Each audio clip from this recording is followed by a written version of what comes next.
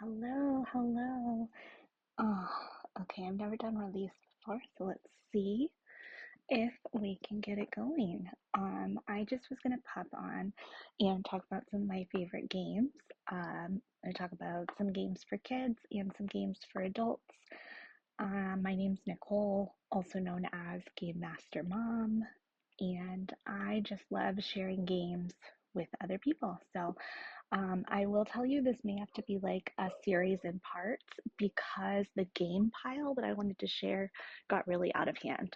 Just to give you an idea, that's the pile. It just keeps going. So probably not going to get to all these today, but that's okay. All right, the first one I wanted to share with you guys is a great one for kids. This is the Quest Kids. Let's see if I can highlight it. Okay, I don't know if that's working or not, but this is the Quest Kids, which is by Treasure Falls Games. I'm going to show you guys a little bit what's in the box and tell you about why I love it. This is an awesome game for parents of kids who are into like Dungeons and Dragons type stuff, fantasy type stuff. This is a really good kind of like entry level like dungeon dive kind of board game. So show you the huge map. It folds out and it's enormous. Can y'all see how big that is? So this map is awesome. Hope you guys can hear me. So you've got a lot of really cool things in the box. You've got your character cards. You've got these cards, which are the little tile cards. And basically you set the tile cards on the map, and then when you land on one of the cards, you flip it over. So like this one that I just flipped over is a bad guy that you would have to scare off using your resources. And the resources in here are power, magic, and wisdom. You also have these really cool kind kid cards that I love.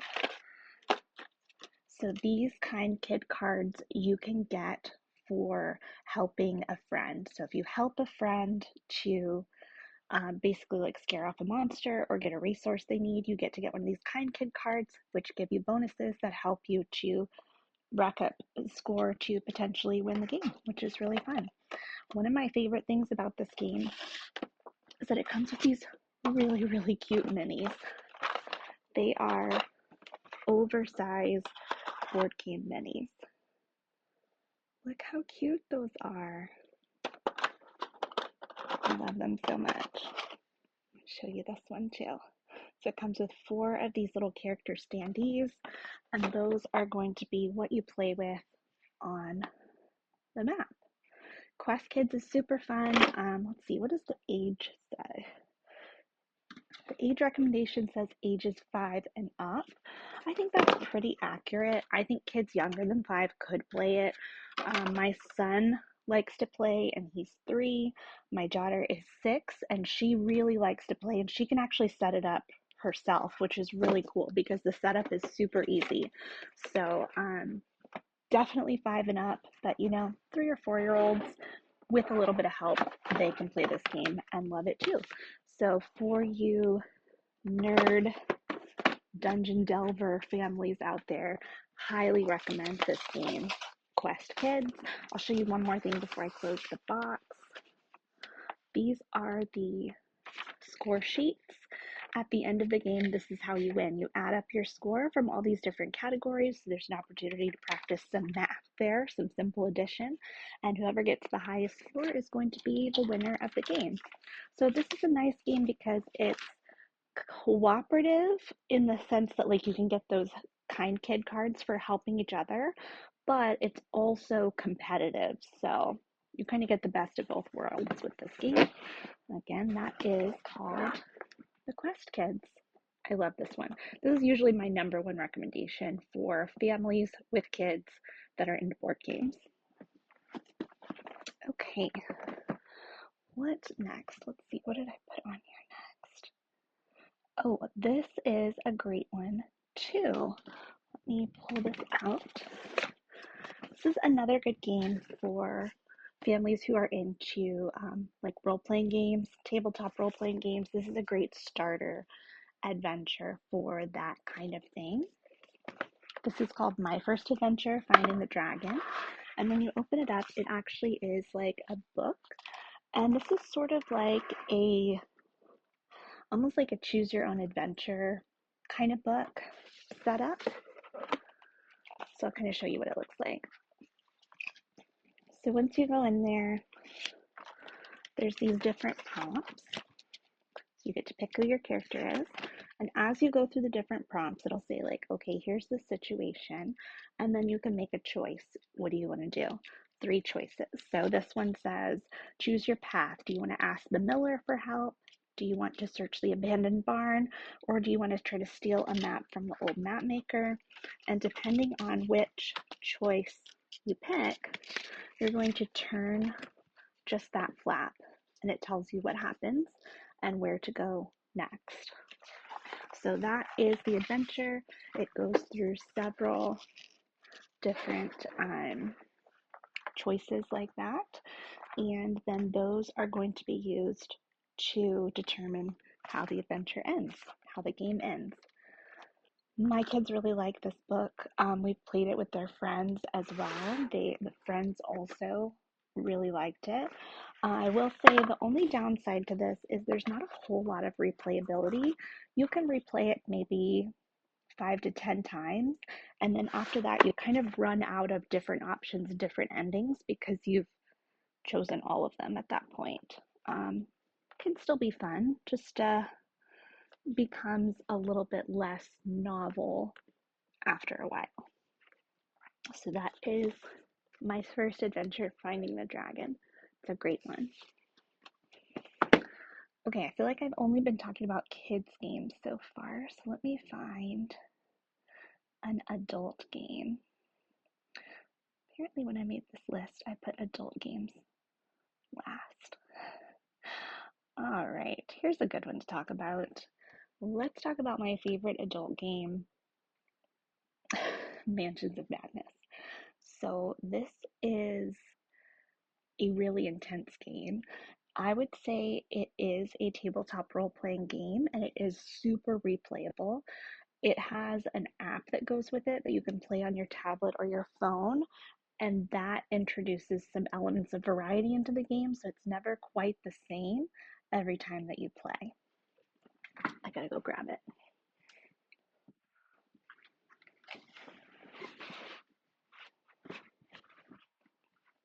This is embarrassing. So I have a bunch of expansions for this game, but I will show you the base game first. I'm telling you, it's a really great game.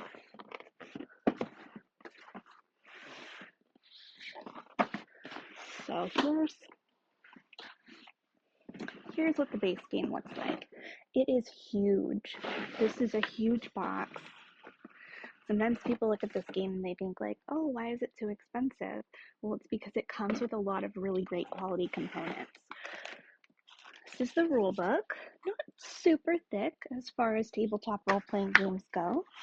And then it comes with all these wonderful components that come out of the little like pop-out sheets, little chipboard pop-out sheets. Those are great. It has a whole lot of those tokens. And then it has these really awesome character cards. The characters in this game are super fun. This is all very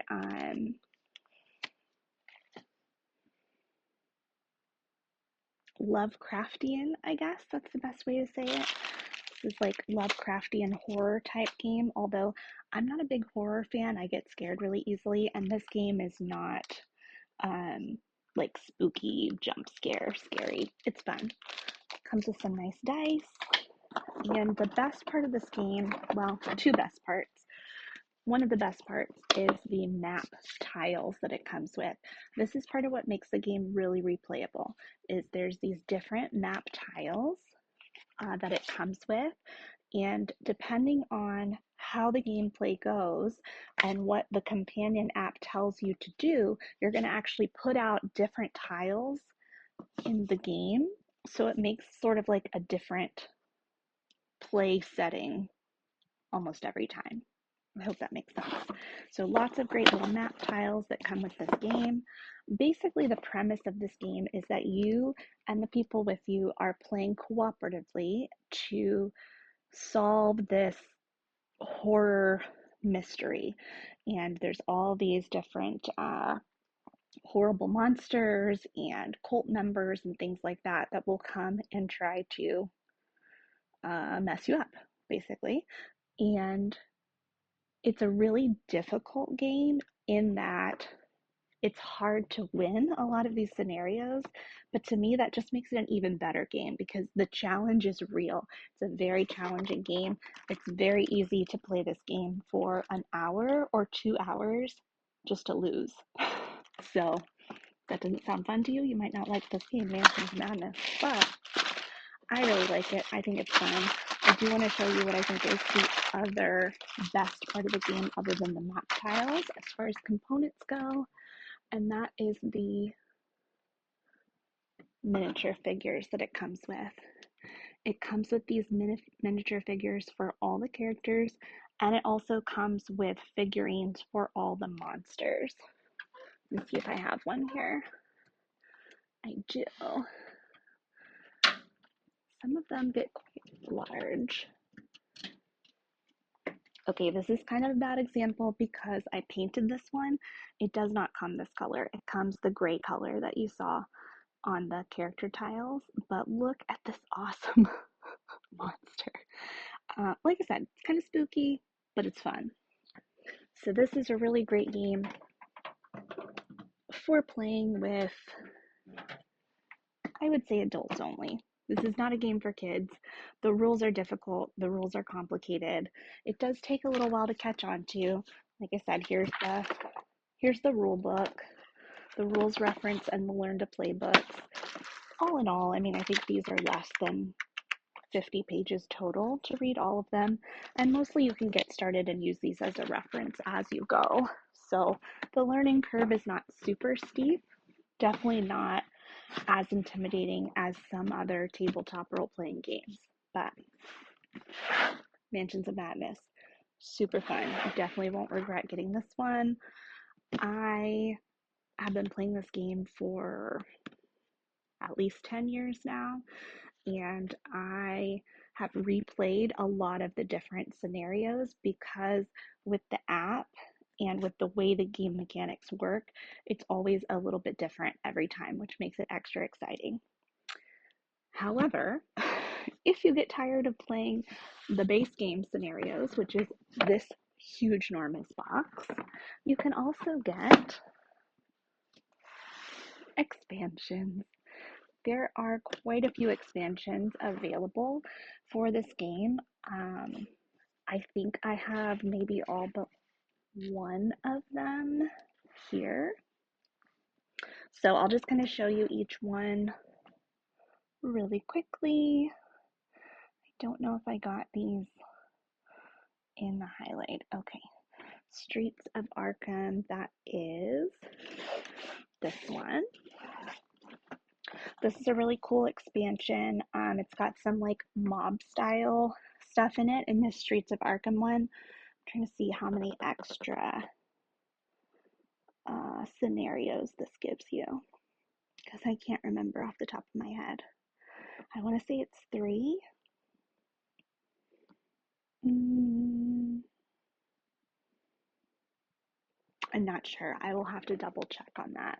But I think that this Streets of Arkham one gives you 3 or 4 more scenarios, and all of those scenarios are replayable and will be at least a little bit different every time because of the way that the map tiles and the monsters and the scenarios change a little bit. So that's the Streets of Arkham expansion. It's got kind of like old mob vibes, which is fun. Oh, here's Beyond the Threshold. So this is another expansion for Mansions of Madness. This one is just like more spooky stuff. I think this one, it's like a little bit smaller box. I think this one gives you 2 or 3 new scenarios. I'll have to double check on that. At least 2 new scenarios that come with this one. And all of these expansions also come with additional map tiles. You can kind of see the picture on there. Additional map tiles and additional player characters and additional monster characters. So all of these boxes come with more pieces inside to use with the expansion scenarios. All right, here's another one. This is Sanctum of Twilight. This one I haven't actually played that many times. This is probably the one that I've played the least and know the least about, but this one is also based in Arkham, which is the same place that the mob type one is based in, the streets, yeah, Streets of Arkham. Duh, silly. Has like the what is that? Should have known this before I started.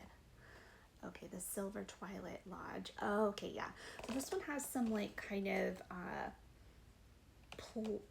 intrigue as far as like there's like a kind of a class system, and there's like this shady stuff that happens with this rich family. So this is some sort of like, you know, class political intrigue sort of stuff in this one. This is one of my favorite expansions. This is Path of the Serpent. This one is basically a jungle type environment, and as the title would suggest, there's a lot of snakes. There's a lot of snake monsters in this jungle environment. It also comes with some new characters, and this one comes with, I think, 3 different scenarios. It's another one of those big boxes, so it's like 3 or 4 more scenarios today. And the last one I have, oh, this one's one of my favorites too. Horrific Journeys is super fun. This one takes you on different transportation things. So one of the scenarios is on a train, one of them is on a cruise ship. Really, really cool scenarios that come in this one. This also comes with a few different like conditions that make things even harder. I would show you more of these components, but honestly, since I have so many expansions, I have the pieces kind of everywhere and all mixed into different boxes. So I'll probably actually make a whole separate video just showing off the Mansions of Madness stuff, because there's so much more to say about them. They're so great, but I don't want to go on forever and ever about those. Let's see. Let's go back to a game that you could play as a family.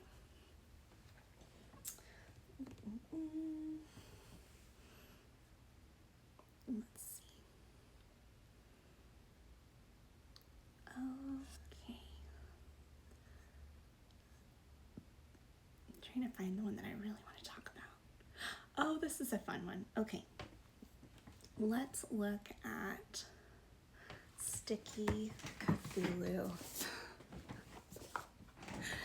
This is such a cute, fun game. I love this game. So this is Sticky Cthulhu. It says it's for ages 6 and up, but honestly, I think as long as your kids are old enough to not choke on the components, they could play, because it's very simple and very fun. So in this game, here's the rules, just a few short rules. You are playing as you're playing as Cthulhu and Company, basically. You're playing as these like Lovecraftian horror. Apparently I have a horror game thing going on right now. But yeah, you're playing as these, they call them Cthulhu companions, but basically these horror creatures is what you are playing as, and your enemies are the investigators who are trying to get rid of you. So in this game, it comes with some dice that you roll. You roll the dice to determine what you are going to be trying to find. So for example, if you spread all these out, it's kind of hard to see. So if you spread all these cute little chipboard tiles out, and then you roll the dice, it might say like, oh, okay, you need a blue, one of these guys. And so then you take the different part. You take your little sticky Cthulhu tentacle. These are like literally like little stretchy, sticky things. And you just try to slap it down and pick up the one that you rolled on your dice. Super fun. Honestly, it gets super chaotic. Stuff goes everywhere, but it's a really good time. And these little tentacles are very fun. They do hold up really well to crazy kid playing. They lose their stickiness after a little while, but if you just wash them, they will go back to being as sticky as they were in the beginning. So that is good to know for when you're replaying this game, which you will, because it is super duper fun. Okay, let's clean up the mess we made with Sticky Cthulhu. This one is just fun for like the chaos factor mostly.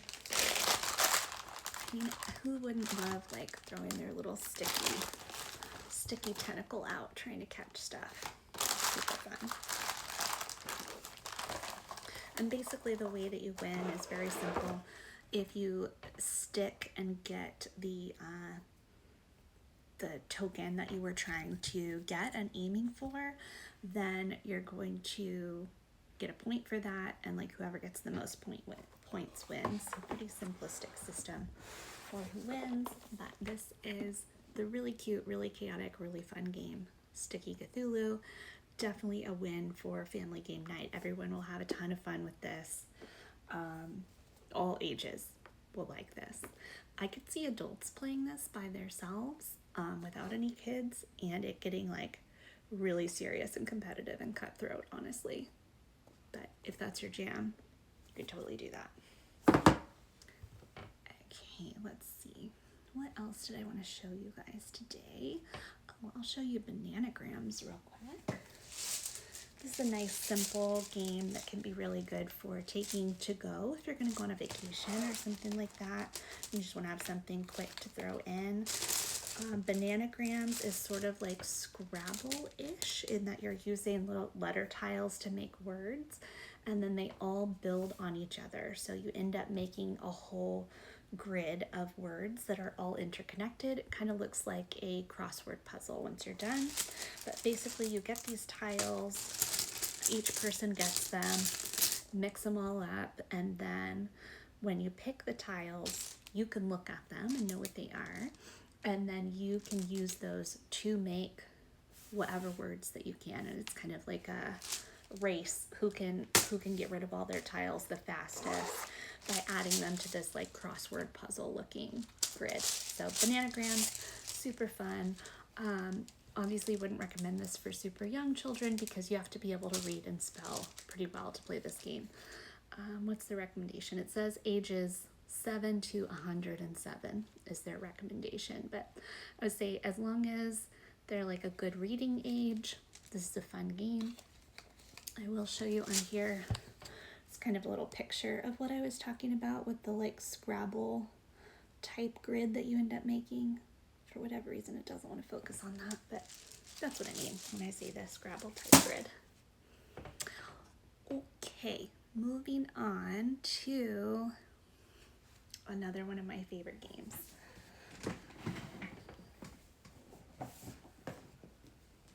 Okay, if you know me, or if you've visited my channel, my storefront, you have definitely heard me talk about this game. This is Flamecraft.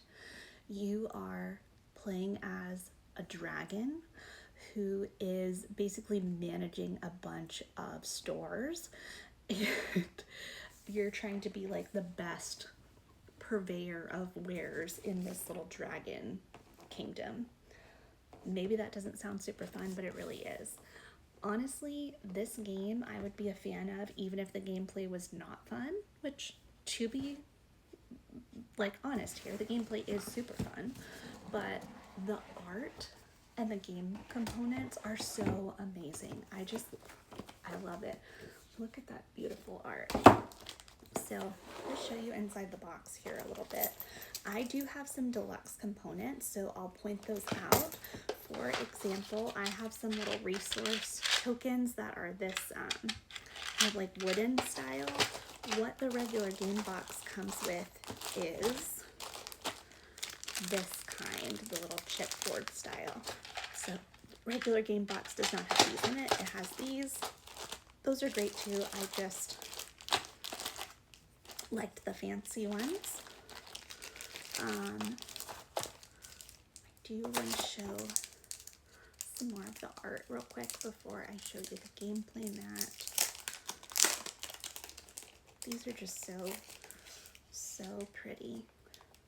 So this is an example of one of the stores, the different stores that you could put out on the mat that you're trying to get resources and money from. But the art is so beautiful. This is like the epitome of cute, cozy family game night. This game is competitive, although I don't feel like it feels like cutthroat competitive the way that it works, because you're kind of like working and building your own empire, not so much trying to like squash anybody else's. But the competitive piece is that you're trying to build your points to be more than the other person's points, if that makes sense. I'm going to show you the beautiful game mat that comes with this. This is like a neoprene game mat. I mean, this is going to last forever.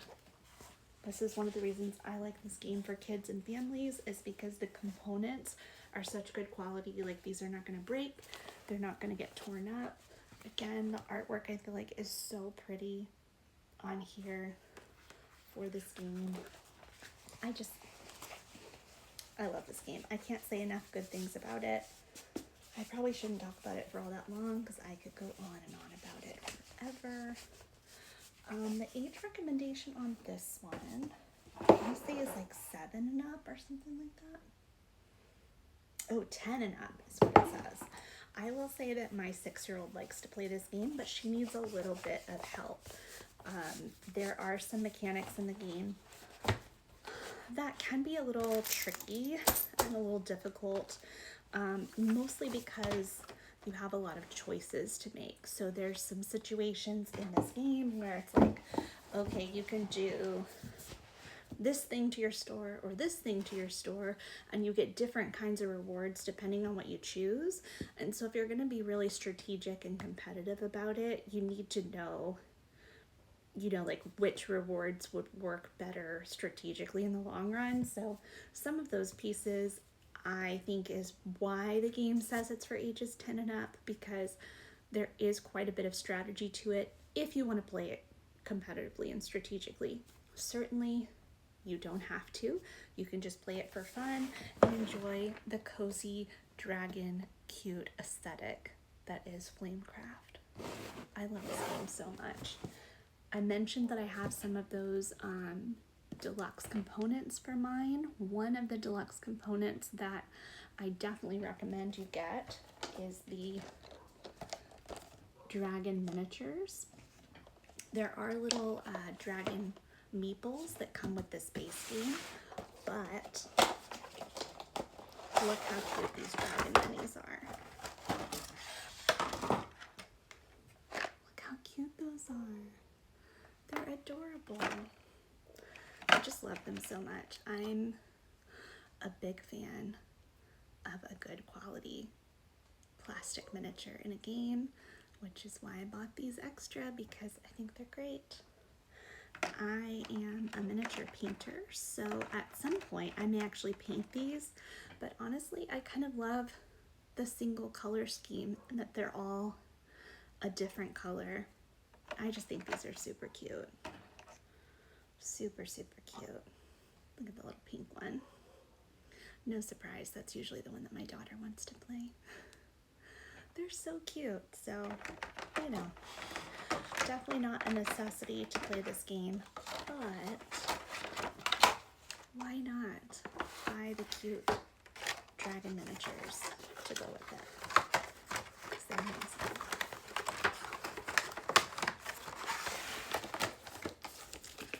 Right. I think I'm going to do maybe a couple more games and then pick the rest of this back up for another session because it is hard to talk this long. And if you didn't see it earlier, my pile of games is expansive, large. So, let's see, what could I show you next? Let's do this one. Let's do Quattro. Where did Quattro go? You see, my pile's getting too big and gotta go find stuff. Alright, here it is. Okay. This is an interesting game. This is Quattro. This is another game that just has really nice quality, beautiful pieces in it that will last. Here's the board. It's a nice, sturdy wood board. And then let me show you what the pieces look like.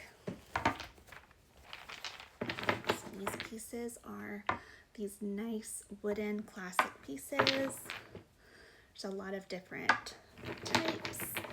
And I'm going to pull several of them out just so I can kind of like explain basically how it works. So, what you are trying to do is you are trying to get a line of 4. So kind of think about like tic-tac-toe a little bit, tic-tac-toe mindset. You're trying to get a line of 4 of these pieces in a row that are all the same in some way. So for example, they could be the same height. They could be the same color. These are also the same color. They could be the same kind of like circle or square. So there's all these different aspects. I think all of these I pulled out are, oh no, here we go. There's some that are hollow and some that are solid. So they could be all hollows or all solids. So you're trying to line them up in a line of 4. So if you see on here like all the different squares, it's basically a 4x4 grid. And you're trying to get 4 in a row, like across, diagonal, horizontal, that kind of thing. And the really cool part of this game that makes it interesting is that when it's your turn, instead of picking out the piece that you want to play, you pick out the piece that the other person is going to play. So they can only play the piece that you picked. So that's kind of like what makes it have this extra interesting twist to it, to this game. And again, this is Quattro. Find the front box. And this is a really fun, like, easy to learn, easy pick up and play game. My family likes it a lot. We play this among adults quite a bit, but some of the kids like to play it too, especially the ones that are a little bit more like strategy minded. Like if your kid loves tic-tac-toe, for instance, but needs a little bit more of a challenge, this will be a great next thing for them, because it's similar but definitely more complicated than something like tic-tac-toe or like Connect 4. There's definitely more strategy to it than those. So in my mind, it's kind of like a good step up from those games to, you know, just a more refined type of game, more strategy heavy type of game, I guess is what you would say. So that is Quattro. Really nice game. Also, you know, if you're one of those people that likes to display your games, it looks really pretty sitting on a side table or a coffee table, just because the pieces are really like classic, polished, nice shapes. Really nice looking pieces. Okay, let's do maybe like 1 or 2 more games. Oh, let's do this one. I just played this with my son today. This is Junior Labyrinth. So if you're familiar, Ravensburger makes a lot of these labyrinth games. It's kind of like Monopoly. Like there's like a Pokemon Labyrinth. There's like a City Labyrinth. You know, there's all these different versions of Labyrinth, but this is Labyrinth Junior. So this game is basically a strategy that has to do with moving tiles. So it's really simple. This is the board, the game board. I'm going to tilt this down so you can see the game board better. And then there's all of these movable tiles that you put just randomly on here. I'm just going to set up like a row or two to show you. All right, yeah, so you put them like randomly on there. And then here's your little characters. These characters I think are super cute. You play as little ghosts. And so you put your character on there and you're going to randomly draw a token. And that token is going to tell you where you need to go on the map. So this one is saying, oh, I need to go to the little knight's helmet. So let's say, you know, maybe I'm over here and I need to go to the knight's helmet, which is here. The only way that I can make the path through the labyrinth, which you can see it kind of makes like a little sidewalk. These purple things are walls that you can't go through, and the yellow pieces are the path that you can go through. The only way that I can get over there is if I have a path, right? So right now, this is all I can do. So I might move, say like these. Let's pretend that there was an extra one over here. You always have one extra tile out that you can move. So you can move it here. And now I have a path where I can get still not all the way to the place I'm trying to go, but a little bit further. So the idea is you're always using whatever the extra tile is to move these paths in a direction so that you can rebuild the map to get your little character to whatever destination you picked. I think this is a really fun game. I played it today with my son. He is almost 4 years old and he really enjoyed it. He did need a little bit of help on the strategy some of the times, but mostly he got it really fast. I like this game because it's a junior version of an adult game that you may already be familiar with, so that is nice for people getting into who have played the adult version before as parents, and maybe they want to get their kid into playing an easier version of it. Also, I think this game is great because the rules are really simple and you can get started quickly playing it and just having a fun time. So there you go. That is Labyrinth. All right. That was Labyrinth Junior. Let's do maybe one more. Oh, this is a good one. Okay, we're gonna do Peaceable Kingdom, Race to the Treasure. I also played this with my son today.